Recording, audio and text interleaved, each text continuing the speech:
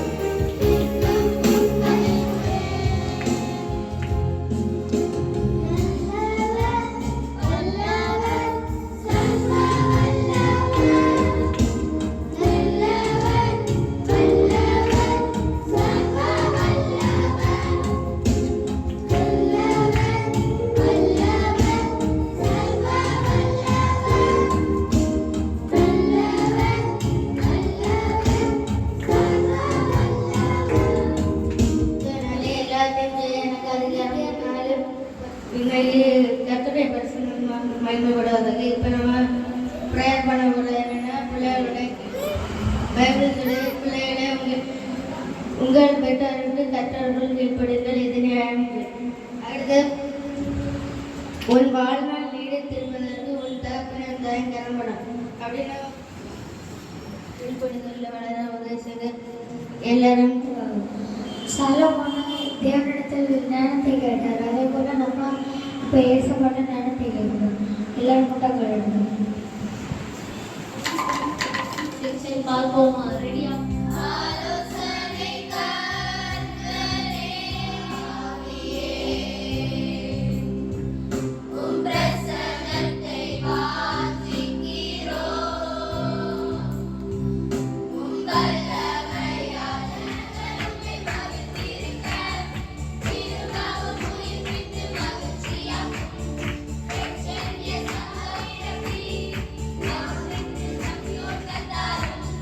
Benjamin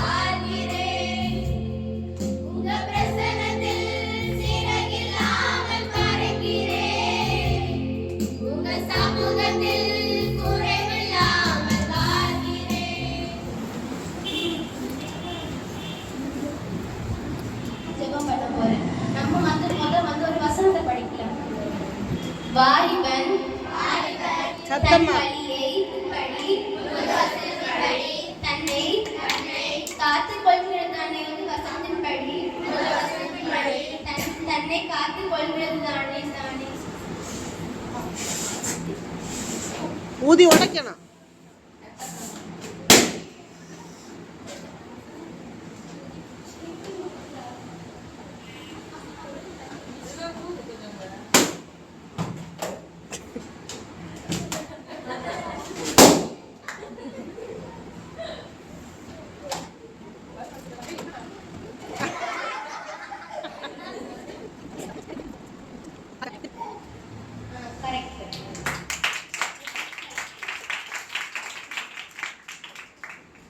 உம்முடைய வேலை செய்கிற ஒரு பிள்ளையா மாற்றிங்கப்பா.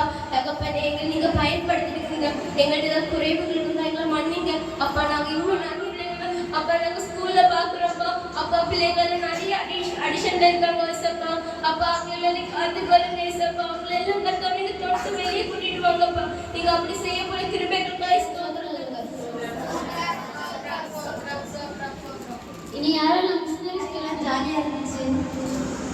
நல்லா போச்சா? நம்ம குட்டீஸ்லாம் சூப்பராக ஃபயர் பண்ணிட்டாங்க எல்லாம். வர்ஷிப் எல்லாம் கதையில் என்னன்னா யாரை பற்றி பார்க்க போகிறோன்னா ஒரு மிஷினரியை பற்றி. அவங்க யாருன்னா எமி கார்மேக்கர். யாரு? உங்களோட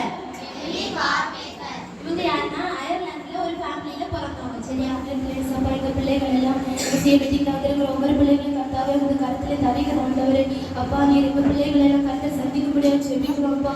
இசப்பா எங்கள் பிள்ளைகள் யாருமே இசப்பா அப்படியே சித்தத்திலிருந்து வழி வளராதபடி கட்டத்தில்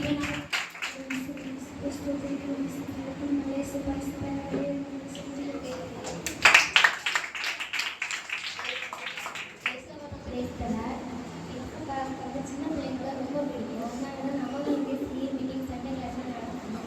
ஏசாவா மத்தியும் பத்தொன்பது சிறு பிள்ளைகளை எங்களுக்கு வரவேற்கிறது அவர்களை தடை பண்ணணும்னு சொல்லியிருக்காங்க. அந்த வசனத்தை பற்றி நம்ம இங்கே சிஏ மீட்டிங் சண்டே கிளாஸ் எல்லாமே நடத்தணும். அதுக்கு வேண்டி நம்ம இப்போ போயிருக்கணும்.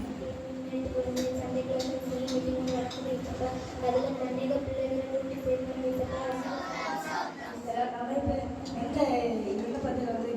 ஜெபிக்க போகிறோம்னா டிசம்பருக்கு நமக்கு சர்ச் டெடிகேஷன் அதுக்காக ஜெபிக்க போகிறேன். ஏசப்பா சொல்லியிருக்காருல மகிமைப்படுத்துவேன் என்னமோ மகிமைப்படுத்துவேன்னு சொன்ன மாதிரி ஏசப்பா நம்ம சர்ச்சை சீக்கிரம் டெடிகேஷன் பண்ணி நல்லா மகிமையான இடத்துல இருந்து ஆராதிக்க நம்ம ப்ரேயர் பண்ண போகிறோம். எல்லாரும் மனதாக எப்படி போடலாமா? டிசம்பர் 8ஆம் தேதி நடக்கிறது. நம்ம ஜெபத்தை கேட்டதற்காக இயேசுவை சத்தம் நன்றி சொல்லுங்க. பரலோக ராஜ்யத்தில் பிரவேசிக்க வாழ்த்துகிறீர்கள். மெய்யாகவே உங்களுக்கு நான் சொல்கிறேன். மத்தேயு 12:3. எல்லாரும் ப்ரேயர் பண்ணி பண்ண போகிறோம்னா பிள்ளைங்களை பற்றி கீழ்படுதல் அன்னைக்கு மெசேஜ் பண்ண போகிறோம். மார்க்கு 10:14 இப்போ சோபியக்கா இருந்து வாசிப்பாங்க. அவர்களை தடை பண்ணாதீர்கள், தேவனுடைய ராஜ்யம் அப்படிப்பட்டவர்களுடைய. சேர்ந்து வாசிங்க.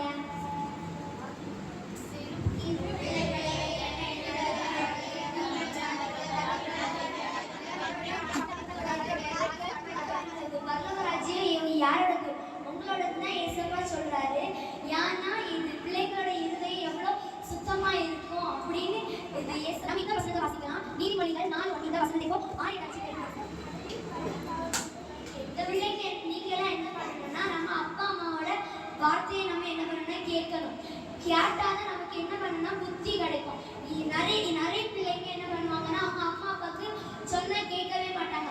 அம்மா அப்பா வந்து சொல்லுவாங்க, நீங்க எல்லாரும் ஒண்ணு பண்ணுவீங்க. இது யாருமே நீங்களும் அப்படி பண்ணக்கூடாது.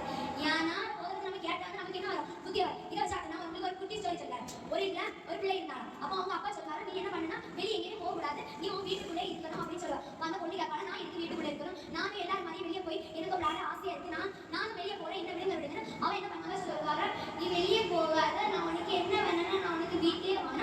அந்த அப்பா பொண்ணு வராது. இவன் என்ன பண்ணாங்க, கதை போட்டு நீங்க இருக்காது, நீ ஓடி அந்த காட்டுக்குள்ள போ அப்படின்னு சொல்லுவாங்க. அப்போ எனக்கு ஏங்கி அப்படின்னு சொல்லிட்டு அந்த பொண்ணு அந்த காட்டுக்குள்ள ஓடி போவாங்க. அப்போ போகிற வழியில ஒரு குழி இருக்கும். அந்த குழிக்குள்ள இந்த பொண்ணு என்ன பண்றான்னா விழுந்துரும். அப்போ விழுந்த உடனே அவளுக்கு எதுவுமே ஞாபகம் இருக்காது. அப்படியே அவள் விழுந்து கிடப்பா. அவன் வித்தியக்கே உன் தாயின் போதகத்தை தள்ளாது. நம்ம அப்பா நம்மகிட்ட ஒரு காரியம் சொல்லுவாரு, அது நீ போய் எனக்கு ஒரு கிளாஸ் தண்ணி குடிக்க எடுத்துச்சா, எனக்கு நிறைய வேலை இருக்கு, நான் ஹோம்ஒர்க் பண்ணணும், அது பண்ணணும், இது பண்ணணும். யாரெல்லாம் சாப்பிட்டு சொல்லுவீங்க? கை எடுக்கலாமா? ஏன் நிறைய பேர் இருக்கீங்க, ஆனா அப்படி பண்ணக்கூடாது. நம்ம அப்பா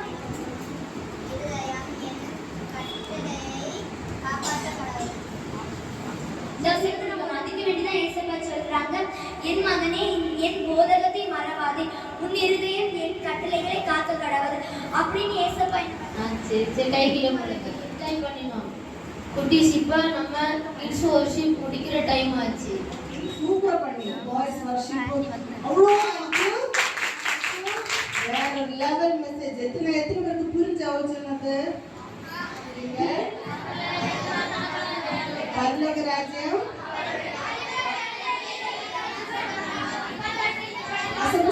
திரும்ப வாலிபன்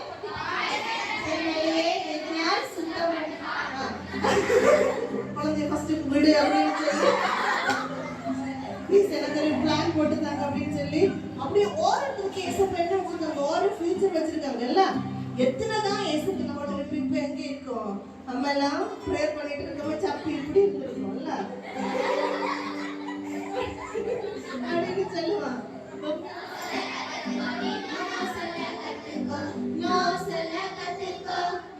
மாப்பிள்ள முடிச்சு போட்டாலும் திருட்டு நிக்கிற பாத்தீங்களா?